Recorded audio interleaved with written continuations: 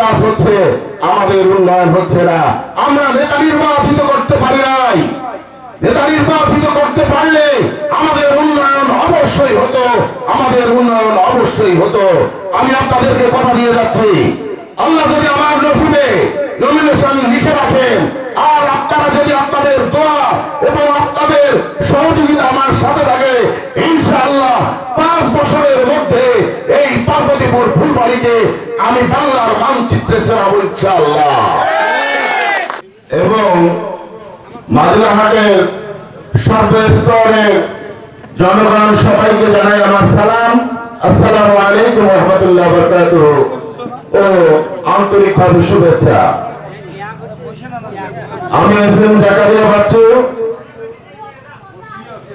আপনারা আমার নাম শুনেছেন, অনেকের সঙ্গে আমার চেনা জানা আছে, কারণ বিগত দিনে আমি আপনাদের কাছে এসেছি, আমি আপনাদের কাজ করে গেছি, সেরকম কোন প্রচার করিনি। আমি গত 2000 সাল থেকে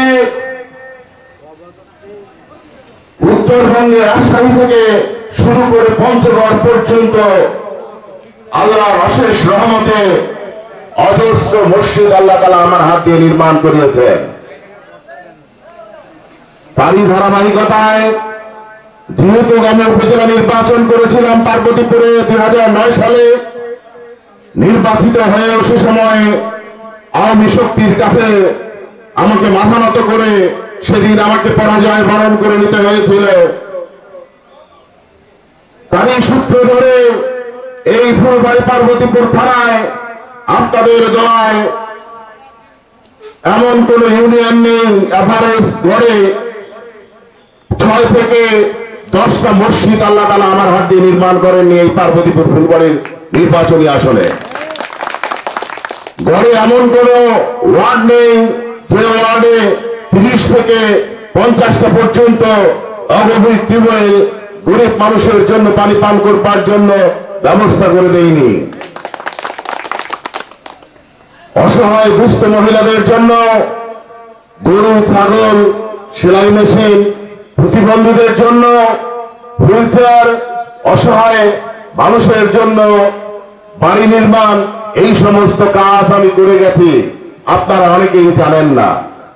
আপনারা খোঁজ নিয়ে দেখেন, এসএম জাকারিয়া বাচ্চু এই পার্বতীপুর ফুলবাড়ির মানুষের জন্য যে পরিমাণ কাজ করেছে, উল্লেখযোগ্য। আমি চ্যালেঞ্জ করে বলে যেতে পারি, অনেক নেতা এসেছে, অনেক নেতা নেতৃত্ব দিয়েছে, আপনারা দেখেছেন, আপনারা তেনাদের সঙ্গে মিশেছেন, কিন্তু আজ পর্যন্ত পার্বতীপুরের উন্নয়নে সাধারণ মানুষের জন্য ধর্মীয় উন্নয়ন এবং সামাজিক উন্নয়নে আমি যতটুকু অবদান রেখেছি, আমি চ্যালেঞ্জ করে বলবো, অন্য কোন নেতা যদি এভাবে নিজের মেধা কাটিয়ে এরকম উন্নয়ন করে থাকে, আমি আপনাদেরকে কথা দিয়ে যাচ্ছি, আমি নির্বাচন করতে আসবো না ভাইয়েরা আমার। আপনারা অবগত আছেন, গত 2018 সালে আমি প্রাথমিকভাবে বিএনপি থেকে মনোনয়ন প্রাপ্ত হয়েছিলাম। আমরা 4 জন ফুলবাড়ি পার্বতীপুর নির্বাচনী আসন থেকে মনোনয়ন প্রত্যাশী ছিলাম। তার মধ্যে আমাদের 2 জনকে মনোনয়ন প্রাপ্ত করেছিলেন এজেডএম রেজানুল হক এবং এসএম জাকারিয়া বাচ্চু। আমি আমাদের সঙ্গে তৎকালীন এক সময়ের তুখর মন্ত্রী হাজী মনসুর সাহেব মনোনয়ন চেয়েছিলেন। আপনাদের উপজেলা সেই সময়ের রানিং সভাপতি এবং উপজেলা চেয়ারম্যান, উপজেলা পরিষদের চেয়ারম্যান জনাব খুরশিদ আলম মতিও মনোনয়ন চেয়েছিলেন। তাদের মধ্যে আমাদের 2টি মনোনয়ন প্রাথমিকভাবে আমরা পেয়েছিলাম। পরবর্তী সময়ে নেগোসিয়েশনের মধ্য দিয়ে, বড় ভাই ছোট ভাইয়ের নেগোসিয়েশনের মধ্য দিয়ে উনি বলেছিলেন, আমার বয়স হয়েছে, শারীরিকভাবেও বিভিন্ন অসুস্থ ব্যস্ততার ভিতর দিয়ে আছি, তোমার অনেক সময় আছে, তোমার বয়স আছে, তুমি ছোট ভাই, এবারের জন্য তুমি আমার সঙ্গে কাজ করো। আমি সেদিন তার কথাটা ফেলতে পারিনি ভাইয়েরা আমার, আমি সেদিন তার কথা রক্ষা করেছিলাম, আমি তার জন্য কাজ করেছি। এই মাঝে হাটে বসে আমি বক্তব্য দিয়ে গেছি, আপনারা দেখেছেন। আমি ধানের শীষের পক্ষে, এসএম রেজাউল হক সাহেবের পক্ষে আপনাদের দরবারে, আপনাদের দ্বারে দ্বারে এসে আমি ভোট প্রার্থনা করেছি, ভোট ভিক্ষা চেয়েছি। আজকে সময়ের পরিক্রমা, আগামী 13 জাতীয় সংসদ নির্বাচনে অনেক মানুষকে দেখা যাচ্ছে নমিনেশন প্রত্যাশী। সবার উপরে আপনাদের সমর্থনটাই বড়। আমরা চাইলেই মনোনয়ন পাবো না। আমার নেতা জনাব তারেক রহমান বলেছেন, আপনাদেরকে নেতৃত্ব দিতে গেলে সাধারণ মানুষের কাছে যেতে হবে, সাধারণ মানুষের কাছে আপনাদেরকে আপনাদের কথাগুলো বলতে হবে, তেনাদের কথাগুলো আপনাদের শুনতে হবে। তারই ধারাবাহিকতায় আমি 5 তারিখের পর থেকে, জুলাই আগস্টের 5 তারিখের পর থেকে এই 1 বছর অতিক্রম করে আজকে প্রায় 14 মাস আমি লাগাতার এই ফুলবাড়ি পার্বতীপুরের মাটিতে বিভিন্ন জায়গায়, বিভিন্ন গ্রামে, বিভিন্ন গঞ্জে, বিভিন্ন হাট বাজারে গিয়ে আমি আমার নেতা জনাব তারেক রহমানের 31 দফা বাস্তবায়নের লক্ষ্যে সাধারণ মানুষকে 31 দফা পড়িয়ে শুনিয়েছি, বোঝানোর চেষ্টা করেছি। শিক্ষিত মানুষদের হাতে হাতে 31 দফা পৌঁছে দেওয়ার চেষ্টা করেছি। তার ধারাবাহিকতায় পরবর্তীতে আমরা উঠান বৈঠক করেছি, গণসংযোগ করেছি, যৌথ সভা করেছি, আজকে পথসভা করছি, ইতিপূর্বে পথসভা করেছি। সর্বোচ্চ যে কথাটা সেটা হচ্ছে মানুষের কাছে যেতে হবে, আমার কথা মানুষকে বলতে হবে, মানুষের কথা আমাকে শুনতে হবে। তারই ধারাবাহিকতায় আমি আজকে আপনাদের সন্তান, আমি পার্বতীপুর ফুলবাড়ির মানুষের সন্তান, আমি আপনাদেরই সন্তান।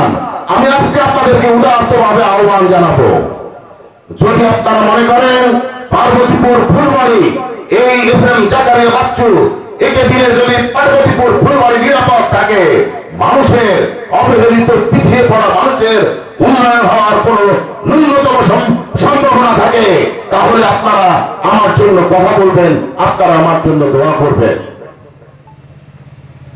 রাজনৈতিক অবস্থার বিপর্যয় আপনারা দেখে আসছেন, বিভিন্ন সময় বিভিন্ন রকম আলোচনা, দেশের ষড়যন্ত্র, বিভিন্ন ঘটনা।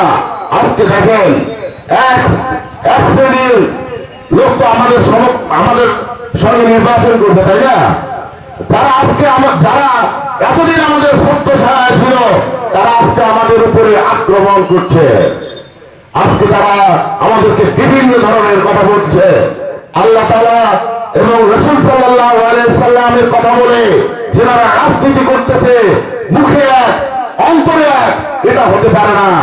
আজকে আপনারা দেখেন, এই যে জামাত ইসলামের যে লোগোটা ছিল, এই লোগোটা পরিবর্তন হয়ে গেছে। তাহলে কি আপনারা দাদাদের কাছে বিক্রি হয়ে গেলেন? এত সহজে বিক্রি হয়ে গেলেন? আজকে 84 বছর এই মওদুদী সাহেবের এই দল জামাত ইসলাম কোন দিনের জন্য ক্ষমতায় আসতে পারে নাই। এরা ধর্ম ব্যবসায়ী, এরা ধর্মের কথা বলে আপনাদেরকে ভুলান্বিত করবে, আপনাদেরকে পথভ্রষ্ট করবে, আপনাদেরকে সর্বশান্ত করবে। বাড়িতে ভাইদের কাছে তারা গিয়ে বলতেছে জান্নাতের টিকিট বিক্রি করতেছে, আপনার ভোটটা আপনারা দাঁড়িপাল্লায় দেন, আপনি জান্নাতে চলে যাবেন। জান্নাতের টিকিট দেওয়ার মালিক কি জামাত ইসলাম? আপনারাই বলেন। আজকে আপনাদেরকে উদারত আহ্বান জানাবো, আপনাদেরকে বলতে চাই যে কথাটা, আমাদের বিএনপি থেকে অনেক কয়েকজন দেখা যাচ্ছে প্রার্থী, এই প্রার্থীগুলোর মধ্যে যে প্রার্থীকে মনে করবেন আপনারা আপনাদের সন্তান, আপনাদের ছেলে, আপনাদের অস্তিত্ব, তাকে আপনারা সমর্থন করবেন। সাথে দিয়ে অবহেলিত পিছিয়ে পড়া মানুষগুলোর উন্নয়ন হবে, সামাজিক উন্নয়ন হবে, ধর্মীয় উন্নয়ন হবে। কেউ কাউকে খাওয়ায় না ভাই, আমাকে কিন্তু আপনি খাওয়ান না, আপনাকেও আমি খাওয়াই না, সবাই নিজেরটা নিজেই করে খাই। কিন্তু আমরা যে সমাজ ব্যবস্থায় বসবাস করি, গণপ্রজাতন্ত্রী বাংলাদেশ সরকারের অধীনে, সেখানে অবহেলিত পিছিয়ে পড়া অনেক মানুষ আছে যাদের এখনো ঘর নেই, যারা এখনো একবেলা খেয়ে সারাদিন অতিবাহিত করে, আবার পরের দিন তাদের খাদ্য হয়। আমি চাই অবহেলিত পিছিয়ে পড়া এই সমস্ত মানুষদের জন্য কাজ করতে। আপনারা শুনে থাকবেন, আপনারা আমার কথা শুনেন, আপনারা শুনে নিয়েন আমার ব্যাপারে। আপনারা যদি মনে করেন যে এই ছেলেটাকে দিয়ে এই পার্বতীপুর ফুলবাড়িকে সুন্দরভাবে একটা আমরা অবস্থানে নিয়ে যেতে পারবো, দেশের মধ্যে একটা মানচিত্রের মধ্যে একটা সুন্দর ছাপ আমরা এনে দিতে পারবো, তাহলে আপনারা আমার কথা বলবেন। আজকে যে কথাটা না বললেই নয়। আপনারা জানেন পার্বতীপুর ফুলবাড়িতে আমাদের 4টা বড় বড় প্রজেক্ট রয়েছে, যে প্রজেক্টগুলোর রাজস্ব হাজার হাজার কোটি টাকা, অথচ এই হাজার হাজার কোটি টাকা বাংলাদেশের অন্য কোন জায়গায় গিয়ে মানুষের উন্নয়ন হচ্ছে, আমাদের উন্নয়ন হয় না। এই পার্বতীপুর ফুলবাড়ির মানুষের উন্নয়ন হয় না, কারণ আমাদের নেতা উন্নয়ন চাননি। আমরা 36 বছর মুস্তাফিজুর রহমান ফিজারকে আমরা এখানকার এমপি বানিয়েছি। উনি 2বার মন্ত্রী ছিলেন, কি উন্নয়ন করেছেন? উনি চাইলে পার্বতীপুর ফুলবাড়িকে, গোটা পার্বতীপুর ফুলবাড়িকে একটা মডেল গ্রাম, মডেল শহর বানিয়ে দিতে পারতেন, কিন্তু সেই কাজটা তিনি করেননি। আমাদেরকে বুঝতে হবে, একজন নেতা কখন রাস্তাঘাটের উন্নয়ন করেন না, ওনার অনেক সুযোগ ছিল। উনি চাইলে পার্বতীপুর ফুলবাড়ির কোন রাস্তাঘাট কাছে থাকতো না, কিন্তু উনি করেননি। এই জন্যই করেননি, উনি জানতেন এই নেতৃত্বটা উনি যতদিন জীবিত থাকবে ততদিন ওনার প্রয়োজন ছিল। তাই উনি চিন্তা করেছেন এই নেতৃত্বের জন্য যদি এই অবহেলিত মানুষগুলোকে পিছিয়ে রাখা যায়, তাহলেই কেবল এখানে নেতৃত্ব সৃষ্টি হবে না।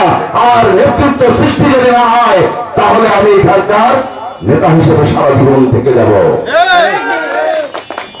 তাই বলতে চাই, আমাদের রাজস্ব নিয়ে বাংলাদেশের বিভিন্ন জায়গায় বিভিন্ন রকম উন্নয়ন কাজ হচ্ছে, আমাদের উন্নয়ন হচ্ছে না। আমরা নেতা নির্বাচিত করতে পারি নাই, নেতা নির্বাচিত করতে পারলে আমাদের উন্নয়ন অবশ্যই হতো, আমাদের উন্নয়ন অবশ্যই হতো।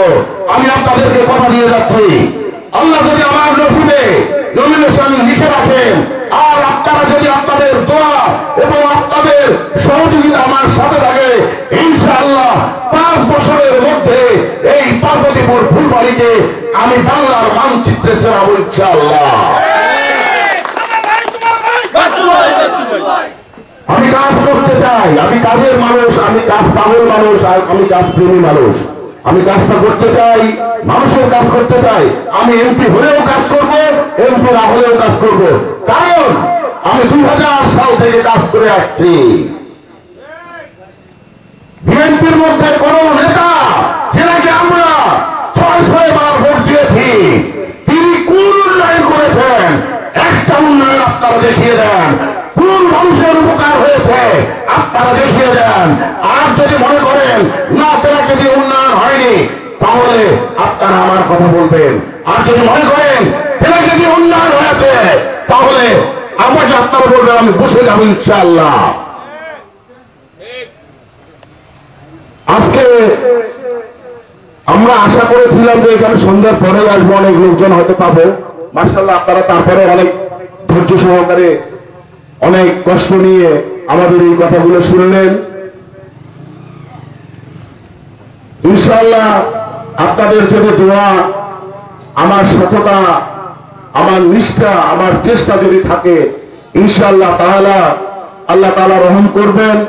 এবং পরবর্তীতে ইনশাআল্লাহ এখানে অনেক বড় জনসভার মধ্যে আমার বুকের ভিতরে যে জমানো কথাগুলো আছে, এই কথাগুলো সেদিন আমি শোনাতে পারবো ইনশাআল্লাহ, এবং শোনাবো। আপনাদের সকলের সুস্বাস্থ্য এবং মঙ্গল কামনা করে আমার সংক্ষিপ্ত বক্তব্য এখানে শেষ করছি। শহীদ অমর হোক, বেগম খালেদা জিয়া জিন্দাবাদ, তারেক রহমান জিন্দাবাদ। ধন্যবাদ, মাদিলাবাসী সবাইকে ধন্যবাদ।